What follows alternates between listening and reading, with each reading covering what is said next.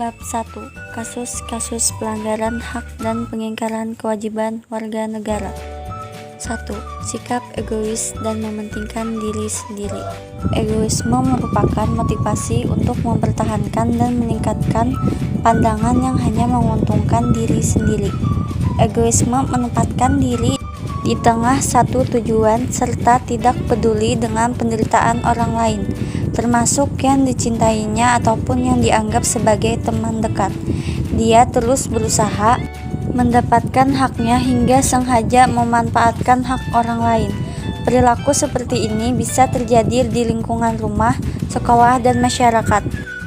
2. Kesadaran berbangsa dan bernegara yang rendah. Di era globalisasi ini banyak tantangan memang bagi negeri kita. Hal ini bisa kita lihat dari berbagai daerah sering bergejolak, antara lain tawuran antar warga, perkelahian pelajar terhadap hasil pilkada, perebutan lahan pertanian maupun tambang, dan lain-lain.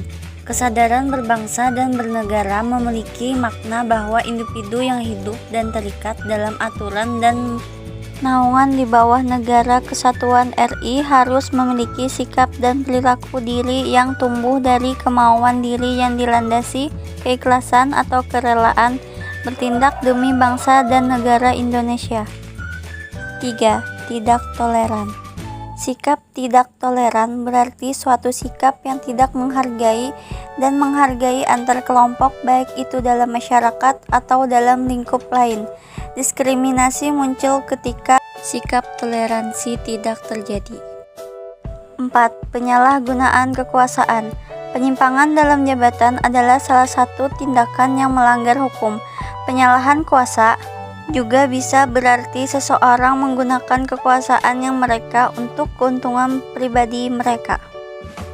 Berikut ini beberapa contoh pelanggaran hak warga negara menurut undang-undang, yaitu sebagai berikut. 1. Penangkapan dan tersingkirkan demi menjaga keamanan tanpa berdasarkan hukum.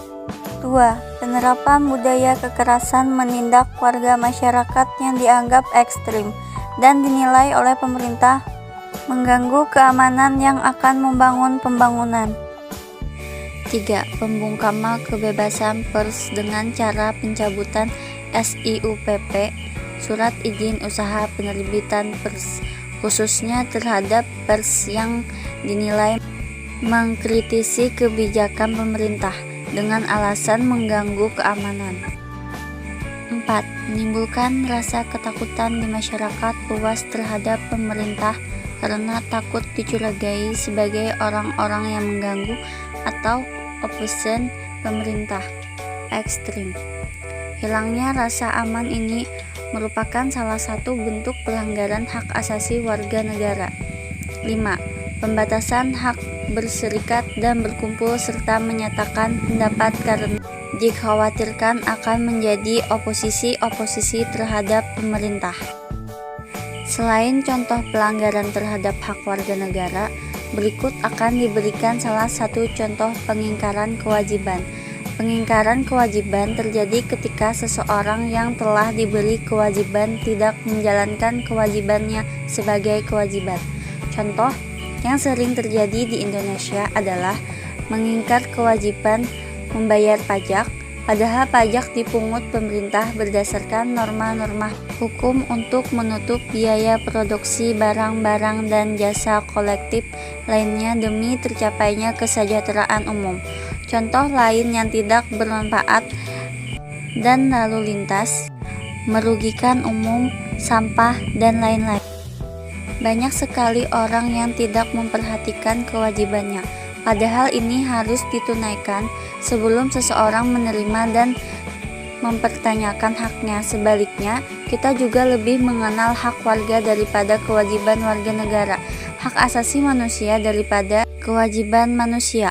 Orang yang tidak melaksanakan kewajiban tersebut mengingkari kewajiban atau mengingkaran dan kewajiban-kewajibannya. Rangkuman.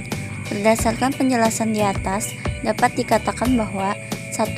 Pelanggaran terhadap hak dan pengingkaran kewajiban sebagai warga negara biasanya disebabkan oleh faktor-faktor sebagai berikut. sikap egois dan mementingkan diri sendiri, kesadaran berbangsa dan bernegara yang rendah, tidak toleran dan kekuasaan. 2. Pengingkaran kewajiban terjadi ketika seseorang yang telah diberi kewajiban tidak menjalankan kewajibannya sebagai kewajiban. Banyak sekali orang yang tidak memperhatikan kewajibannya, padahal ini harus ditunaikan sebelum seseorang menerima dan mempertanyakan haknya.